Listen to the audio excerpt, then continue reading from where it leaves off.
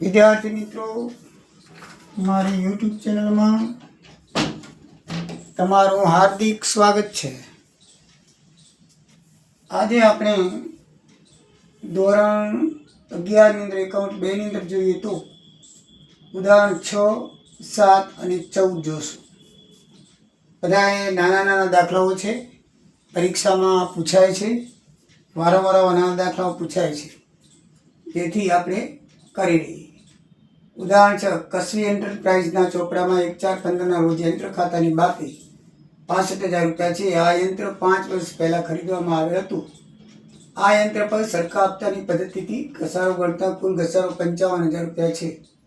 તો યંત્રની પડતર કિંમત તેમજ વાર્ષિક ઘસારાની રકમ શોધો। તો મિત્રો, વાર્ષિક ઘસારાની રકમ આપણે શોધવાની છે। તો વાર્ષિક ઘસારાની રકમ શોધવી હોય તો આપણને કુલ ઘસારાની કિંમત આપણને આપી દીધી છે, 55,000 રૂપિયા આપેલી છે, બરાબર છે। એને વપરાશના વર્ષો પણ આપણને આપી દીધા છે કે 5 વર્ષ પહેલાં આ બાકી હતી। તો આરામથી આપણે ઘસારાની રકમ શોધી શકીએ। વાર્ષિક ઘસારાની રકમ બરાબર કુલ ઘસારો ભાગ્યા વપરાશના કુલ વર્ષો। આ 5 વર્ષનો ઘસારો આપણને આપી દીધો છે 55,000 ભાગ્યા 5 તો 11,000 રૂપિયા દર વર્ષે ઘસારો થાય, બરાબર છે। તો ઘસારાની રકમ કેટલી થશે? 11,000 રૂપિયા થશે। હવે બીજો જવાબ શોધો તો પડતર કિંમત, તો શરૂઆતની બાકી છે 65,000, એમાં આપણે આ જે ઘસારો છે 5 વર્ષનો ઉમેરી દઈએ એટલે પડતર કિંમત આવી જાય। એકદમ ઇઝી ને સરળ છે। તો યંત્રની શરૂઆતની બાકી વત્તા અત્યાર સુધીનો ઘસારો 65,000 વત્તા 55, 1,20,000 રૂપિયાની પડતર કિંમત થાય। કેટલી થાય? 1,20,000 રૂપિયા। એકદમ સીધું ને સરળ છે। 55,000 5 વર્ષનો ઘસારો આપ્યો છે, ભાગ્યા 5 કરી એટલે 11,000 એક વર્ષનો આવે। અને પડતર કિંમત પણ આપી દીધી છે। શું પડતર કિંમતમાં શરૂઆતની બાકી આપી દીધી છે અને અત્યારનો ઘસારો અત્યાર સુધીમાં આપી દીધો 5 વર્ષનો। તો 5 વર્ષનો ઘસારો એમાં ઉમેરી દઈએ અત્યારની બાકીમાં, તો એની પડતર કિંમત આવી જાય। આમાં કયા અઘરું કાંઈ છે નહીં। ઉદાહરણ નંબર 7, શ્રેય ઇન્ડસ્ટ્રી છે 1/4/14 રોજ રૂપિયા 1,20,000 એક યંત્ર ખરીદ્યું, જેને ગોઠવવાનો ખર્ચ 30,000 થયો અને યંત્ર પર 15% એટલે કે સીધી લીટીની પદ્ધતિથી ઘસારો ગણવામાં આવે છે। તો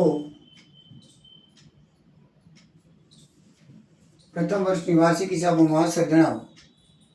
તો એકદમ સીધું ને સરળ છે। એ પણ યંત્રની પડતર કિંમત આપણે શોધીએ હોય તો ખરીદ કિંમતમાં ગોઠવવાનો ખર્ચ ઉમેરીએ, 1,20,000માં 30,000 ઉમેરી દઈએ તો 1,50,000 એની પડતર કિંમત આવે। પડતર કિંમત આવી ગઈ તો ઘસારો શોધવાનું સૂત્ર છે D બરાબર C ગુણ્યા R ભાગ્યા 100। C એટલે કોસ્ટ, કિંમત 15,000, 1,50,000 અને દર આપ્યો છે 15%। તો C ગુણ્યા R એટલે 1,50,000 ગુણ્યા 15 ભાગ્યા 100 કરીએ તો 22,500 આવશે। કેટલા આવશે? 22,500 એ વાર્ષિક ઘસારો થશે। તો મિત્રો, નફા નુકસાન ખાતામાં ઘસારો ઉધાર બાજુ આવે તો અહીંયા નફા નુકસાન ખાતાનો નમૂનો બનાવી યંત્રનો ઘસારો 22,500 લખી શકીએ। ઉપર લખી કે તારીખ 31/15 રોજ પૂરા થતા વર્ષનું નફા નુકસાન ખાતું અને વાર્ષિક હિસાબોમાં અસરમાં બીજામાં પાકા સળિયામાં દર્શાવવાનું। વાર્ષિક હિસાબોમાં અસર કે એટલે નફા નુકસાન પાકા સળિયામાં આવે। આમાં વેપાર ખાતું તો હોય નહીં એટલે 2 ખાતા બનાવવાના હોય। 31/15 રોજ પાકું સળિયું આ બાજુ મોડી દેવા બાજુ કાંઈ ન આવે। મિલકત લેણા બાજુ મિલકત લખી 1,50,000 એની પડતર કે એમાંથી 22,500 ઘસારો બાદ કરી આઉટ કોલમમાં 1,70,500 રકમ લખાય। આ રીતે એની પહેલા વર્ષમાં વાર્ષિક હિસાબોમાં અસર થાય। તો એકદમ ઇઝી અને સરળ દાખલો છે। દાખલા નંબર 14, એની અંદર પીડી કોર્પોરેશનના ચોપડામાં તારીખ 1/4 રોજ યંત્રની બાકી 65,000 રૂપિયા આપી છે। દર વર્ષે 10% એટલે કે ઘટતી જતી બાકીની પદ્ધતિથી ઘસારો ગણવાનો છે। તારીખ 30/9/14 યંત્રની બાકી ચોપડે કિંમત હતી એના પર 10% નુકસાન સાથે યંત્ર વેચી દીધું। તો એ વિગત ઉપરથી યંત્ર ખાતું અને જરૂરી આમનો લખો। તો ઘટતી જતી બાકીની પદ્ધતિ મિત્રો ઘસારો ગણવાનો છે એટલે શરૂઆતની બાકી ઉપર ગણાય।